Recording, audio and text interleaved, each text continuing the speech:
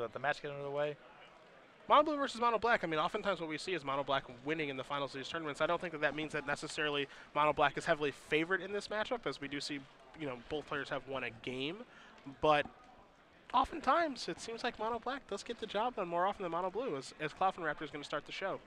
Yeah, this start's important though for the mono blue deck. It's incumbent on them to get out of the gates early. Yes. Which allows them to not only put this deck under some pressure, potentially get Thassa online quickly, possibly open up a turn where they get to play Biden and connect with several creatures.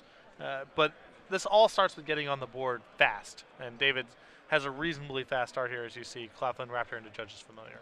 See what kind of defense Nolan can put up here, as he's behind the 8-ball pretty quickly. I mean, it doesn't look like much, just 2-1 power flyers out there, but it's not insignificant, because the damage does add up after a little while. As you see, Zagardo's going to play his third land, and it looks like he's going to have a Nightveil Spectre to evolve this Cloudfin Raptor. So that's going to turn into an attack for 3 on this turn. Nolan does have an Abrupt Decay, but now he's got a choice to make on what to Abrupt Decay. Do I take care of the Spectre, or do I take care of the Raptor? Because it's going to resolve, because it's uncounterable, so Judge's Familiar can't do anything. But which card do you care about more? And the answer is the Spectre. Yeah.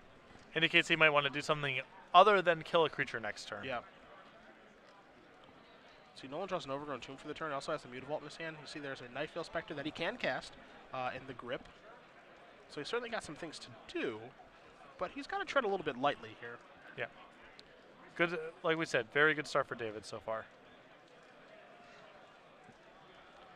So let's see if he wants to take 2. Goes Nolan, and he's going to. And I assume this means Nightveil Spectre. Yeah. And that'll do a nice job of bricking off all of Zagardo's attackers at this point. Cyclonic Rift, Rapid Hybridization, that'll change some things, obviously, but at this point, this looks like a pretty healthy play here from Nolan. So we'll see if David has any of his power 4-mana cards. If it Frostburn, where it's going to evolve that Cloudfin Raptor into a 3-4. Pretty rare, actually, that you see it become a 3-4, but it is able to do that. That means it's going to be able to keep getting into the red zone now that Spectre can't block it. Okay. So Nolan's going to go down to 11. Now, Zagardo only has 2 cards left in his hand. I believe his hand is Island Nightveil Spectre, so he's kind of all in at this point. Yep. He still has some powerful draws again, Biden, potentially Jace. There's still good stuff left in his deck. Yeah. He is definitely run out of, or very close to running out of gas. So you see a Desecration Demon there in Nolan's hand. He did draw a Golgari Guildgate at this point. Does have a copy of Heroes Downfall, but he'll have to pay an additional 1 for that because the Judge's Familiar, so he needs his land to probably come into play untapped here, which he does play Mutavault as opposed to the Golgari Guildgate. Passes the turn back. So Zagardo is going to draw his card. It's an island, so no more action. Spectre. It's going to come into play. It won't evolve the Cloudfin Raptor. I want to see if Zagardo's going to attack here or not, though. I like attacking here. On board, you can send both of these into the Nightveil Spectre. You have to start slogging through this removal at some point. So yeah, I mean, is there any real reason to play the Nightveil Spectre of his own pre-combat before attacking? No, that I would have held off till post-combat. Okay. I suppose the Spectre can't trade with the Frostburn right now if it would like to. If Weird can spin into a 3-2, it'll take down that Spectre, or they can just bounce off of each other. Okay, so the spin's going to happen. Nolan is going to cast Hero's Downfall, take care of the Raptor.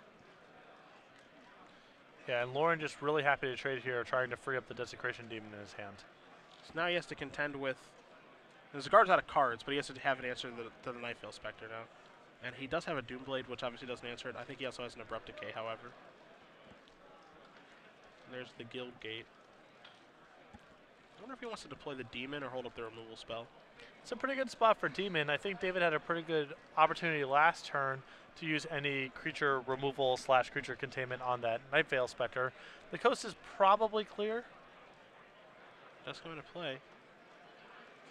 I believe Biden of Thassa is the draw here for Zagardo, which isn't a bad draw. It's actually one of the best cards in this particular matchup. It almost feels like it's just one turn too late. Yeah. Last turn, this could have been pretty good. Yeah. This turn, much less so. You know, is it worth it to play Biden, sacrifice your Judge's Familiar, get in there with Night Veil Spectre, effectively drawing 2 cards?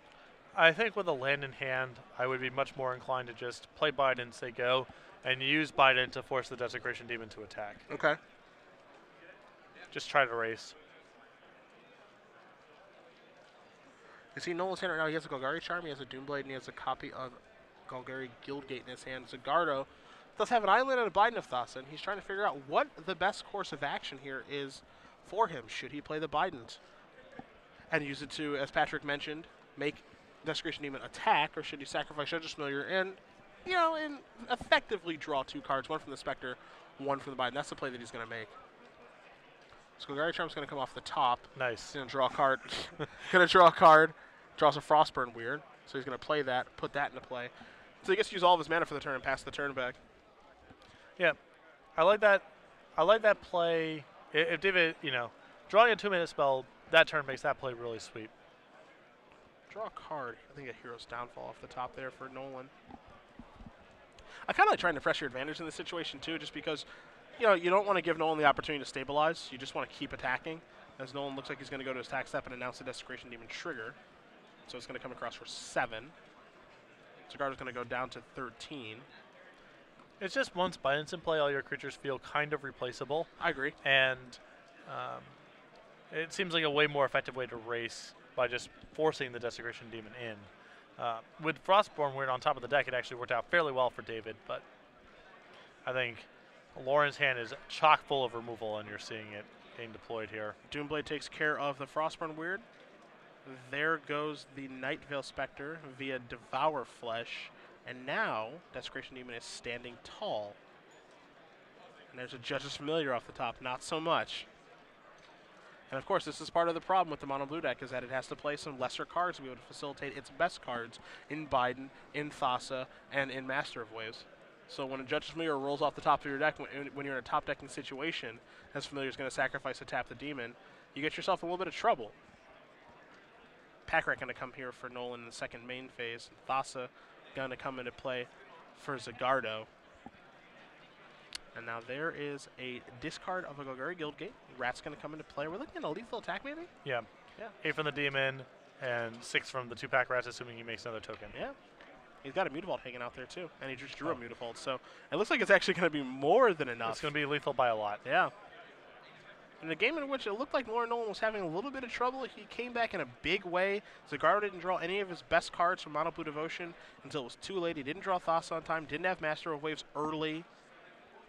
And it looks like we're going to see Mono Black Devotion with a splash of green as the Mutavault activation is going to take place. Get the job done. Lauren Nolan, former Invitational champion, does defeat David Zagardo 2-1. Mono Black Devotion does defeat